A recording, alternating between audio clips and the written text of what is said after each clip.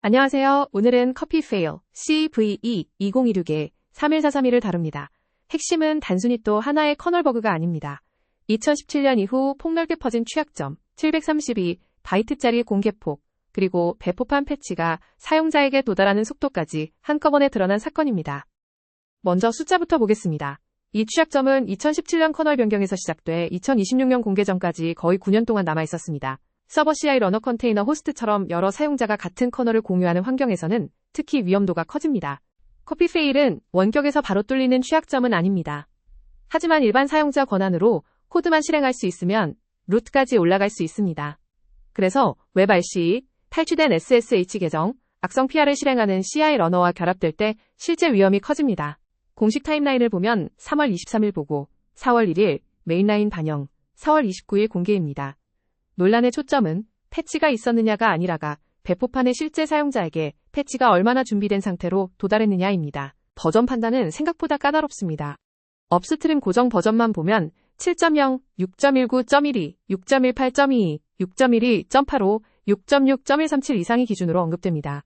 하지만 RHEL, 우분투, SUSE처럼 보안 패치를 자체 백포트하는 배포판은 숫자만 보고 단정하면 안 되고 벤더 보안 공지를 확인해야 합니다.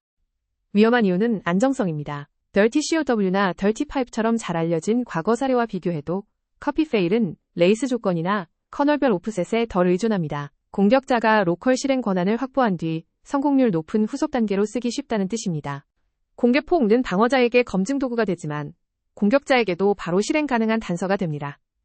그래서 이 사건의 핵심 위험은 취약점 자체와 함께 공개 시점에 각 운영 환경이 패치를 적용할 준비가 되어 있었는지에 있습니다. 원본 슬라이드의 커피 밑줄, from 밑줄 유저 설명은 이 취약점의 핵심과 맞지 않습니다. 커피 페일은 커널 크립토 경로, AF 밑줄 ALG, 스플라이스, 페이지 캐시가 얽힌 문제입니다.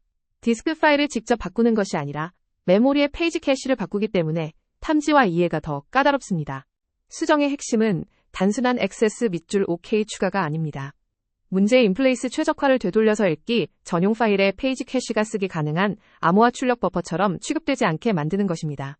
그래서 패치 설명도 아웃 오브 플레이스로 되돌린다는 방향으로 정리하는 게 정확합니다. 이번 사건을 배포판에 전혀 알려지지 않았다고만 말하면 정확도가 떨어집니다. 더 중요한 문제는 메인라인 커밋과 실제 사용자 패키지 사이의 간격입니다. 보안 사건에서 사용자를 보호하는 것은 git 커밋 자체가 아니라 배포판이 빌드하고 출하한 업데이트입니다. 커뮤니티의 불만은 감정적인 비난만이 아닙니다. 실제 운영자는 배포판 패키지가 나오기 전까지 무엇을 막아야 하는지였던 워크로드를 우선 격리해야 하는지 즉시 판단해야 했습니다. 공개 방식이 운영 리스크를 키웠다는 지적입니다. 무의미한 영건이라는 표현보다 더 현실적인 문제는 가시성입니다. 관리자는 데비안, 우분투, 레드햇, SUSE, 아치 같은 트래커를 각각 확인해야 합니다. 커널 업스트림 스테이블 릴리스 배포판 백포트가 다른 속도로 움직이기 때문입니다. 리포터가 커널팀에 보고하는 것만으로 충분한지 아니면 주요 배포판까지 조율해야 하는지에는 늘 긴장이 있습니다. 리눅스 생태계는 너무 크기 때문에 개인 리포터의 선의에만 기대는 방식은 반복적으로 같은 문제를 만들 수 있습니다. 임박구의 목적은 비밀 유지 그 자체가 아닙니다. 공격자와 방어자 사이의 시간 격차를 줄이는 것입니다. 특히 커널 LP처럼 공격폭과 바로 악용될 수 있는 취약점은 배포판 백포트와 공지 타이밍이 방어의 일부가 됩니다. 이 사건에서 가장 강한 숫자는 평균 지연일이 아니라 732바이트입니다. 작은 파이썬 스크립트가 여러 주요 배포판에서 같은 방식으로 루트 쉘을 얻는다는 점이 관리자들을 긴장시켰습니다. 작고 이식성 높은 폭은 공격 자동화에도 유리합니다. 우선순위는 명확합니다. 여러 사용자가 같은 커널을 공유하거나 신뢰할 수 없는 코드를 실행하는 곳부터 봐야 합니다. 컨테이너는 프로세스 격리를 제공하지만 커널은 공유합니다. 커피 페일 같은 LPO에서는 그 공유 커널이 공격 표면이 됩니다. 가장 좋은 대응은 배포판 커널 업데이트입니다. 다만 즉시 재부팅하거나 패치할 수 없다면 AF 밑줄 ALG 경로를 차단하는 완화책이 현실적인 선택지입니다. 단 RZIP 밑줄 RD가 모듈이 아니라 커널에 빌트인된 환경에서는 단순 RM 모드가 실패할 수 있으니 반드시 확인해야 합니다. 커피 페일은 컨테이너 보안 모델을 다시 보게 만듭니다. 컨테이너는 편리하지만 커널을 공유합니다. 반대로 마이크로 VM처럼 커널을 분리하는 모델은 비용이 들지만 이런 유형의 커널 LP에 더 강한 경계를 제공합니다. 활성 배포판 300개 같은 넓은 숫자보다 더 중요한 건 실제 검증입니다. 연구팀은 우분투, 애마존 리눅스, RHEL, SUSE에서 동작을 확인했고 럭키 리눅스에서도 재현 보고가 나왔습니다. 즉 특정 배포판 한두 곳의 문제가 아니라 공통 커널 경로의 문제입니다. 이 취약점은 한 줄 실수라기보다 여러 합리적인 변화가 결합된 결과입니다. 오텐스 AF 밑줄 ALG, 인플레이스 최적화가 각각은 이해 가능한 변경이었지만 함께 놓였을 때 페이지 캐시 변조라는 예상 밖의 경로가 열렸습니다. 임바고일수를 근거 없이 비교하기보다 코피 페일의 실질적인 위험 신호를 보여주는 편이 좋습니다.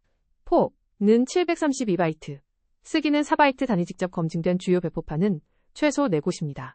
작고 안정적이며 이식성이 높다는 점이 핵심입니다. 공격자는 먼저 로컬 실행 권한이 필요합니다. 하지만 현대 인프라에서는 그 출발점이 많습니다. 취약한 웹 앱 빌드 스크립트 self hosted runner 사용자 업로드 코드가 모두 첫 단계가 될 수 있습니다.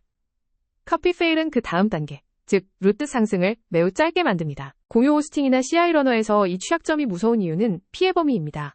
한 계정의 코드 실행이 한 계정의 문제로 끝나지 않고 같은 커널을 쓰는 노드 전체의 문제로 확대될 수 있습니다. 관리자들이 지적한 중요한 함정입니다. 완화책을 적용했다고 생각했는데 실제로는 모듈이 빌트인이라 내려가지 않는 경우가 있습니다.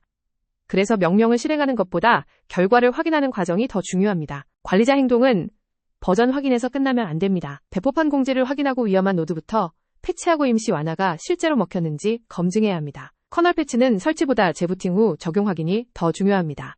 취약 여부를 쉘한 줄로 단정하는 슬라이드는 위험합니다.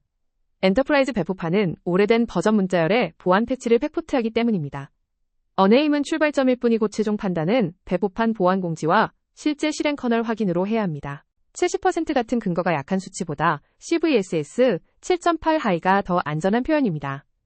기업 환경에서 중요한 건 커널 숫자가 아니라 벤더가 어떤 패치를 백포트했는지입니다. 오래된 버전처럼 보여도 패치됐을 수 있고 반대로 최신처럼 보여도 아직 출하 전일 수 있습니다. 연구자와 운영자는 같은 사건을 다른 시간표로 봅니다. 연구자는 원인을 밝히고 패치를 확인하면 공개할 수 있다고 봅니다. 운영자는 패키지 재부팅 서비스 영향 완화 검증까지 끝나야 실제 방어가 된다고 봅니다. 이 차이가 공개 논란의 중심입니다. 이번 사건의 장기 과제는 단순히 더 오래 숨기자가 아닙니다. 관리자에게 필요한 정보를 한 곳에서 보이게 해야 합니다. 메인라인은 고쳐졌는지 스테이블은 들어갔는지네, 배포판 패키지는 나왔는지 임시 완화가 내 커널에서 통하는지를 분리해서 보여줘야 합니다. 코피 페일의 기술적 충격은 4바이트라는 작은 쓰기 단위입니다. 작아 보여도 위치를 제어할 수 있으면 충분히 치명적입니다. 특히 세튜드 바이너리의 페이지 캐시를 대상으로 삼을 때 디스크 변경 없이 룻 상승으로 이어질 수 있습니다. 이번 사건의 교훈은 명확합니다. 보안은 코드 수정만이 아니라 전달 체계입니다.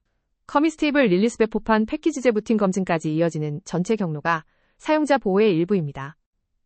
임시 대응 슬라이드는 단순 명령 나열보다 실패 조건을 말해줘야 합니다. RZIP 밑줄 아이들을 내릴 수 있는 환경이면 모듈 차단이 도움이 됩니다. 하지만 빌트인 커널이면 스컴프나 LSM 정책 또는 커널 업데이트가 사실상 필요합니다. 수억대 같은 추정치는 근거가 약하면 오히려 신뢰를 깎습니다. 안전한 표현은 2017년 이후에 광범위한 커널이 영향권이라는 것입니다. 실제 위험은 배포판 패치 상태 AF 밑줄, ALG 사용 가능, 여부 로컬 코드 실행 가능성에 따라 달라집니다. 정리하겠습니다. 코피 페일은 9년 된 커널 로직 버그이자 작은 폭으로 안정적인 룻 상승이 가능했던 사건입니다. 가장 먼저 봐야 할 곳은 멀티 테넌트 서버 CI 러너 컨테이너 노드입니다.